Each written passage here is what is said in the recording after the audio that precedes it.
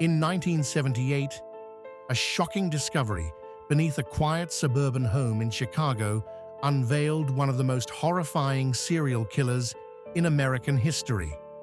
John Wayne Gacy, a man who hid behind the mask of a community-loving clown while burying 29 bodies in his crawl space. Stick with me as we dive into the twisted life, brutal crimes, and chilling legacy of the killer clown.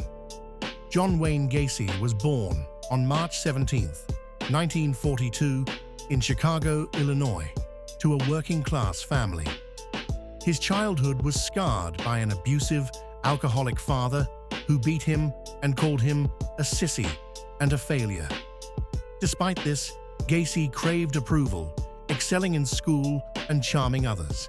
In his 20s, he married Marlyn Myers, whose father owned KFC restaurants in Waterloo, Iowa. Gacy managed them, earning praise. But darkness lurked.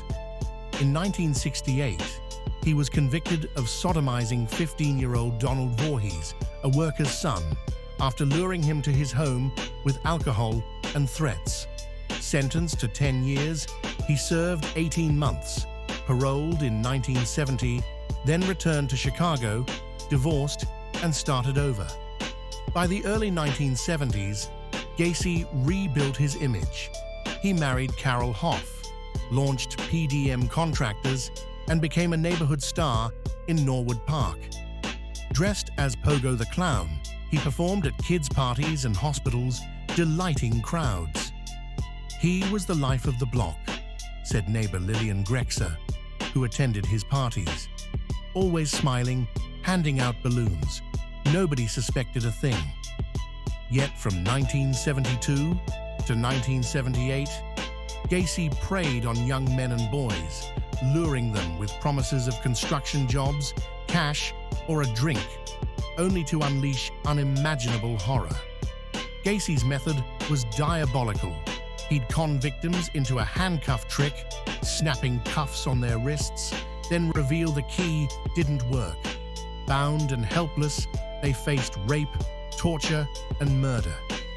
He strangled most with a rope, tightening it with a garrote, a wooden stick he'd twist until they suffocated, sometimes taking 20 agonizing minutes. One of his worst crimes targeted 16-year-old Timothy McCoy, his first known victim, in January 1972. Gacy lured the runaway to his home from a bus station, promising a bed.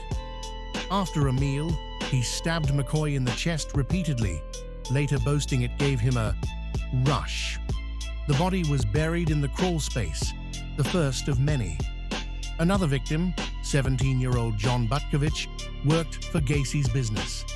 In 1975, after a pay dispute, Gacy invited him over to settle it. Instead, he handcuffed, raped, and strangled him, dumping his body beneath the garage. He trusted John, thought he was a mentor, said John's father, Marko Butkovich, in a 1979 interview. We searched for months, never imagining he was under that house. Gacy killed 33, targeting vulnerable boys, runaways, drifters, or teens from broken homes. 14-year-old Samuel Stapleton vanished in 1977 after Gacy offered a ride. His remains, found in the crawl space, showed signs of prolonged torture, burns, cuts, and a rope embedded in his neck.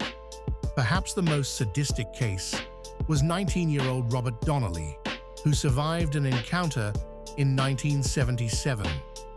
Gacy lured him, handcuffed him, and tortured him for hours, dunking his head in a bathtub until he passed out, reviving him, then raping and beating him. I thought I'd die, Donnelly told police later. He laughed, said he'd done this before, and no one would care. Gacy let him go, assuming no one would believe a hustler. But the pattern continued. 29 bodies piled up in his crawl space, packed in lime to mask the rot, while 4 were tossed into the Des Plaines River when space ran dry. The stench plagued the house. "It smelled like death," said a neighbor, Mike Rossi, in 1978. "He'd blame the sewer, and we bought it." The end came with 15-year-old Robert Peast in December 1978. A bright high schooler, Peast told his mother he was meeting Gacy for a job at a pharmacy in Des Plaines. He never returned. Police linked Peast to Gacy's home, finding a receipt from the store, a stranger's class ring, and that putrid odor. On December 21, 1978, excavation began. Skeletal remains and decayed flesh emerged. Timothy, John, Samuel, and 26 others, some just bones. "I saw them pull my boy out," said Eugenia Godzik, mother of 17-year-old victim Gregory Godzik. "My heart broke knowing what that monster did." Gacy confessed, mapping 29 burial spots, claiming victims asked for it.